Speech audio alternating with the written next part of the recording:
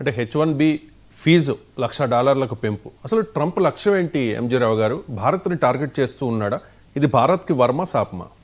Yes అండి, ఇప్పుడు America loss is India's gain ఈ విషయాన్ని అమితాబ్ కాంత్ అని చాలా ఎక్స్పర్ట్స్ అండి, ఎకనామిస్టులు, పెద్ద పెద్ద సీఈఓలు కూడా మాట్లాడుతున్నారనమాట. టెక్నోక్రాట్స్ ఏమని, America loss is India's gain. ఇది ఒక్క విషయాన్ని మనం మర్చిపోకూడదు. ఈరోజు అమెరికాకి ద్వారాలు క్లోజ్ అవుతున్నాయంటే హైలీ స్కిల్ఫుల్ ఇండియన్స్కి ద్వారాలు క్లోజ్ అవుతున్నాయి. మరి వాళ్ళకి ఆల్టర్నేటివ్ ఏంటి? ఇండియాయే ఆల్టర్నేటివ్ అవ్వబోతుంది. ఈరోజు యునైటెడ్ ఇండియాలో ఐఐటిఎన్స్ పెద్ద ఎంబీఏ గ్రాడ్యుయేట్లు, ఐఎంఏల నుంచి, ఇండియన్ మేనేజ్మెంట్ ఇన్స్టిట్యూట్స్ నుంచి, పెద్ద పెద్ద మెడికల్ కాలేజీ నుంచి, పెద్ద పెద్ద ప్రెస్టీజియస్ యూనివర్సిటీస్ నుంచి ఇక్కడ చదివేయడం, ఇక్కడ కంప్లీట్ చేయడం, అక్కడికి వెళ్ళి ఎంఎస్ చేయడం, ఎంఎస్ నుంచి స్లోగా కంపెనీస్కి వెళ్ళడం, లేదా H1B వీసాలు పొందడం, H1B నుంచి గ్రీన్ కార్డులు పొందడం.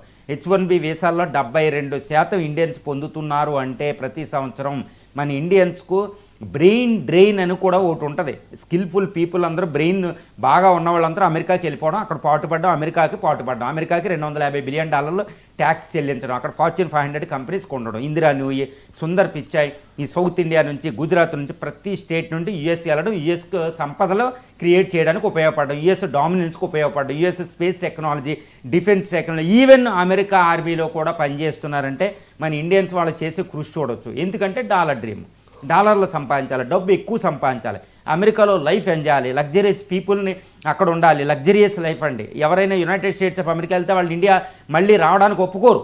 వాళ్ళు వెంటనే మళ్ళీ H1B వీసా నుంచి గ్రీన్ కార్డు పొందడం, అక్కడ వాళ్ళ పిల్లలకి న్యాచురలైజేషను, ఇప్పుడు అక్కడ ఉండడం. అందువల్లే చూడండి, గ్రీన్ కార్డు హోల్డర్లో ఎక్కువ న్యాచురలైజేషన్, వాళ్ళ పిల్లలు అక్కడ ఉండిపోతున్నారు. వాళ్ళకి తెలుగు భాష, ఈ భాషలు కూడా రావడంలే. అంటే మన సంస్కృతిని మొత్తం అమెరికాకి దారాదత్తం చేస్తున్న చాలామంది ఇండియన్స్. అంటే అనకూడదు, ఎందుకంటే they are contributing to India అండి. ఇండియాకి కూడా చాలా కాంట్రిబ్యూట్ చేస్తున్నారు. రెమిటెన్సెస్ అని, టెక్నాలజీ అని, మన కల్చర్ని అక్కడ స్ప్రెడ్ చేయడం అని. They are ambassadors of the Indian civilisation, Indian culture అండి. వాళ్ళని అనడం లేదు, కానీ how much India is losing every year, ఎంత లాస్ అవుతుంది ఇండియన్. ఫర్ ఎగ్జాంపుల్ ఒకటేనండి, ఒక ఐఐటి గ్రాడ్యుయేట్ ఇండియాలో ఖరగ్పూర్ అని, ఐఐటి ముంబై అని, ఐఐటి చెన్నై అని, ఐఐటిఎన్స్లో, లేకపోతే ఇండియన్ మేనేజ్మెంట్ ఇన్స్టిట్యూట్స్, లేదా ఒక డాక్టర్లో, ఒక ప్రెస్టీజియస్ మెడికల్ కాలేజీలో ఒక డాక్టర్కి అవ్వడానికి, ఒక ఐఐటి గ్రాడ్యుయేట్ తయారు చేయడానికి ఇండియా ఎంత ఖర్చు పెడుతుందండి? ప్రతి సంవత్సరం ఒక 2-3 కోట్ల రూపాయలు వాళ్ళు ప్రతి సంవత్సరం, మొత్తం ఐఐటి గ్రాడ్యుయేట్ 4 years అనుకుంటే 4 yearsలో బయటికి రావడానికి వాళ్ళ మీద ఒక 10 కోట్లు ఇండియా ఖర్చు పెడుతుంది.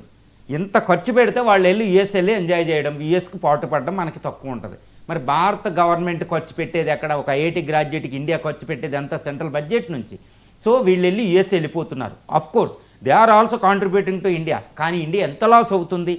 మళ్ళీ ఇంకోటి వాళ్ళు చెప్తారు, ఇండియాలో మాకు అన్ని లేవు, జాబ్ చేయడానికి లేదు, మా స్కిల్స్ సంబంధం. అది కూడా మనం యాక్సెప్ట్ చేయాలి. ఈ విషయంలో మనం వాళ్ళని క్రిటిసైజ్ చేయడానికి లేదు. ఎస్ అండి, ఐఐటి గ్రాడ్యుయేట్స్కి, మెడికల్ గ్రాడ్యుయేట్స్కి ఇక్కడ వనరులు, ఇక్కడున్న ఇన్ఫ్రాస్ట్రక్చరు, ఇక్కడున్న ఆపర్చునిటీస్ అమెరికాతో పోలిస్తే చాలా చాలా తక్కువ.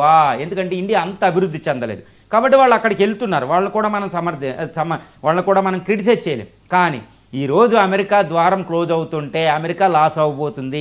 మరి ఇది ఎవరికి గెయిన్ అంటే ఇండియా గెయిన్.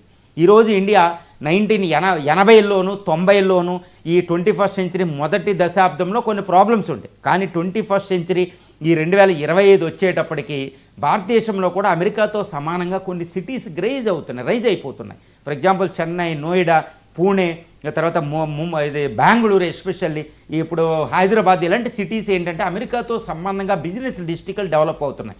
ఇక్కడికి యుఎస్ కంపెనీలే వచ్చేస్తున్నాయి. ఇప్పుడు గూగుల్ సెంటర్స్ అని, ఇప్పుడు వైజాగ్ అని, హైదరాబాద్లో, బెంగళూరులో ఈ మైక్రోసాఫ్ట్, యాపిల్ ఫోన్లు ఇవన్నీ ఇక్కడికి వచ్చేస్తున్నాయండి. ఇది ఏంది అంటే ఇప్పుడు అమెరికా ఏ విధంగా లాస్ అవుతుందంటే, ఇప్పుడు మైక్రోసాఫ్ట్, అమెజాను, ఈ గూగుల్, ఈ డేటా సెంటర్స్, స్టార్టప్లు ఇవన్నీ అమెరికాలో ఇండియన్స్ని పెట్టుకోవడం చాలా కష్టమైపోతుంది. ఆ విధంగా అమెరికన్స్ని ట్రైనప్ చేసి పెట్టుకుంటే వాళ్ళ కాంపిటేటివ్నెస్ అంతగా ఉండదు. కాబట్టి వాళ్ళు ఏం చేస్తారు, ఇంత హై స్కిల్డ్ జాబ్స్ ఏం చేస్తారంటే అమెరికా నుంచి ఇండియాకి తరలిస్తారు. కాబట్టి అమెరికా లాస్ అవుతుంది, ఇండియా గెయిన్ అవుతుందండి. ఈ విషయంలో చూడండి, అమెరికాలో ఇప్పుడు యాపిల్ ఫోను అమెరికా నుండి చైనా వెళ్ళింది. చైనాలో కష్టమైతే వాళ్ళు ఏం చేశారు, ఇండియా వచ్చేసారు. ఇప్పుడు బెంగళూరు, గుజరాత్లో యాపిల్ ఫోన్ తయారైపోతుంది. ఇప్పుడు యాపిల్ 17 మోడల్ ఇప్పుడు ఇండియాలోనే అది ఉత్పత్తి అయ్యి ఇండియాలోనే ప్రపంచానికి ఓపెన్ అయ్యిందండి. చూడండి, నేను క్యూలు చూస్తూనే ఉంటున్నాను. కాబట్టి వాళ్ళకి ఏదైనా కష్టం అనిపిస్తే అమెరికా నుంచి ఇక్కడికి ప్రొడక్షన్ మొత్తం హెడ్ క్వార్టర్లే చేంజ్ అయిపోతాయి అనమాట. సో గూగుల్ సెంటర్, డేటా సెంటర్లు మనం చూస్తూ ఉంటాం. కాబట్టి అమెరికాలో ఇండియన్స్ అప్ స్కిల్ని పెట్టుకోలేకపోతే అవి ఇండియా వచ్చేస్తాయి. కాబట్టి ఇండియాకి చాలా ఇప్పుడు ఇండియాలో డెవలప్ అవుతున్నాయి. ఇండియాకి అమెరికా కంపెనీలు ఇక్కడ రావడం వల్ల ఇండియన్స్కి ఈజీగా జాబ్స్ దొరికిపోతాయి. ఇప్పుడు యునైటెడ్ స్టేట్స్ ఆఫ్ అమెరికాకి ఒక ఇండియన్ తీసుకెళ్లడం కంటే ఇప్పుడు ఈ ఫీజులకు అసలు తీసుకెళ్లారు కాబట్టి ఇండియాలోనే ఓపెన్ చేసేస్తారు వాళ్ళు. కాల్ సెంటర్సు, బీపీఓ సెంటర్స్, ఇప్పుడు డేటా సెంటర్స్ అని గూగుల్, మైక్రోసాఫ్ట్, యాపిల్ ఇవన్నీ, ఈవెన్ ప్రొడక్షన్ కూడా, ఇవి సర్వీసెస్ సెక్టర్ కదండి, మ్యానుఫ్యాక్చరింగ్ హెడ్ క్వార్టర్స్ కూడా వచ్చేస్తాయి. దీనివల్ల ఏమవుద్ది, ఇండియా అనేది అంటే ఏంటి, ఈ ట్రంప్ తీసుకున్న ఈ వీసా రెస్ట్రిక్షన్స్, H1B, గోల్డెన్ కార్డులు, తర్వాత ఈ గ్రీన్ కార్డుల మీద పెట్టిన వీసా రెస్ట్రిక్షన్స్ అనేది అమెరికాకి లాసు, ఇండియాకి గెయిను. అంటే ఇండియాకి ఇది ఒక అద్భుతమైన వరము. ఇండియన్స్ కూడా కళ్ళు తెరవలసిన సమయం వచ్చింది. ఇండియన్సే కాదండి, ఇండియన్ గవర్నమెంట్ కూడా యుఎస్తో on par with United States of America we should develop the certain kind of infra అనేది మనం చూసుకోవాలి. ఫర్ ఎగ్జాంపుల్ ఇప్పుడు హైదరాబాద్ ఉంది, హైదరాబాద్లో అంత ఫ్లడ్సే, బెంగళూరులో ట్రాఫిక్ రెస్ట్రిక్షన్ చాలా ప్రాబ్లం ఉంటుంది. కాబట్టి వాళ్ళు ఏం చేస్తారు, ఒక క్వాంటమ్ వ్యాలీ అని, 5th industrial revolution, AI valleys అని, బయో వ్యాలీస్ అని ఇలాంటి డెవలప్ చేసి on par with silicon valley, on par with ఈ సియాటిల్లు ఇలాంటి వాటికి దానికి సెంటర్స్ ఇక్కడ డెవలప్ చేస్తే ప్రొడక్షన్ సైకిల్స్ వస్తాయండి. ఇలాంటి డెవలప్ చేస్తే అప్పుడు Indians no body is ready to leave India అండి. వాళ్ళు ఇండియా నుంచి వెళ్ళిపోవాలని ఎవరు ట్రై చేయడు. ఇక్కడ ఉంటే వాళ్ళు ఇక్కడే సంపాదిస్తారు. ఆ డాలర్లు ఇది ఇక్కడే సంపాదించవచ్చు. ఇప్పుడు ఎంత ఇంటర్నేషనల్లో ఈ మానిటరీ ఇది గ్లోబలైజేషన్లో ఆ డాలర్స్ ఇక్కడ కూడా సంపాదించవచ్చు. ఇప్పుడు యూట్యూబ్ ఉంటుంది, యూట్యూబ్ ద్వారా ఇక్కడ డాలర్ సంపాదిస్తారు. అలా ఎన్నో చేస్తారు. కాబట్టి అమెరికా అధ్యక్షుడు ఈరోజు America first, make America great again అంటూ అమెరికన్సే ఉండాలి అన్ని కంపెనీలో, అమెరికాయే ఉండాలని యాంటీ గ్లోబలైజేషన్ పద్ధతులు ఉపయోగించి ఆయన తీసుకునే మా Indians H1B, Indian green card holder మీద పెట్టే రెస్ట్రిక్షన్స్ భారతదేశానికి ఒక అద్భుతమైన వరంగా మారబోతుంది. ఇది నేను చెప్పింది, ఈ వరం అనేది తాత్కాలికం, వెంటనే ఇమీడియట్గా ఎఫెక్ట్ అవ్వదండి. కానీ దీర్ఘకాలంలో అంటే వచ్చే సంవత్సరాల్లో భారత ప్రభుత్వం, భారతీయులు జాగ్రత్తగా దీన్ని ఉపయోగించుకుంటే యాక్చువల్గా అంటే అమెరికా ఈరోజు తీసుకునే చర్యలు భారతదేశానికి డిసడ్వాంటేజే. కానీ మన లాంగ్ టర్మ్లో ఒక యాక్షన్ ప్లాన్ ఒకటి అభివృద్ధి చేసుకుంటే అవి ఏమవుతాయంటే అడ్వాంటేజ్ అవుతాయి. కాబట్టి భారతీయులకి ఇది ఒక వరం, భారతదేశానికి ఇది ఒక వరం. భారతదేశం ఫాస్టెస్ట్ గ్రోయింగ్ ఎకానమీ, 2047కి ఇది ఎక్కడికో వెళ్ళి అమెరికానే ఓవర్కమ్ చేయబోతున్నాం. We are going to surpass the United States of America according to Nomura, IMF, OECD రిపోర్ట్లు బట్టి మనం చూస్తూ ఉంటాం. కాబట్టి అమెరికా ఫాస్టెస్ట్ గ్రోయింగ్ ఎకానమీ కాబట్టి ఇక్కడ రైజ్ అయిపోతుంది. చూడండి 1990లో ఇప్పుడు హైదరాబాద్ సిటీని, ఇప్పుడు విజయవాడ, పెద్ద గుంటూరు ఈ కాలేజీలన్నీ చదివి హైదరాబాద్ రావడం, అమీర్పేటలో ట్రైనింగ్ తీసుకోవడం, వీసాలు తీసుకోవడం, చక్కగా US వెళ్ళిపోవడం వీసా తీసుకుని. కానీ ఈరోజు అమీర్పేట టు అమెరికా వెళ్ళడం అవసరం లేదండి. అమీర్పేట టు అక్కడ మన ఇప్పుడు బిజినెస్ డిస్ట్రిక్ట్కి వెళ్తే అక్కడ కూడా అవి లభిస్తున్నాయి. ఇక్కడ గుర్తుపెట్టుకోవాలి. చూసారా, 90ల నుంచి 2000 మొదటి దశాబ్దానికి మారిపోయింది. ఇప్పుడు 225కి ఇంకా మారిపోయింది. వాళ్ళే ఇక్కడికి వచ్చే పరిస్థితి వచ్చింది.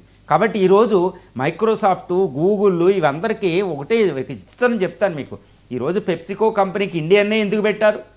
సుందర్ పిచ్చై అయినా అక్కడ గూగుల్, మైక్రోసాఫ్ట్, వీటన్నిటికీ ఎందుకు పెడుతున్నారు ఇండియన్స్నే?